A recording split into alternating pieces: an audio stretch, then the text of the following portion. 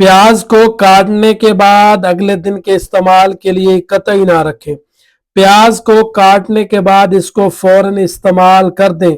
अमूमन देखा है कि बहुत से लोग रात का कटा हुआ प्याज सुबह को इस्तेमाल करते हैं। इससे क्या होता है, कटा हुआ प्याज रात के अंदर उसके अंदर ऐसे जहरीले मादे पैदा हो जाते हैं, ऐसे जहरीले बैक्टीरिया पैदा हो जाते हैं जो आपके अंदर पेट की बीमारियां बनने का सबब बनते हैं।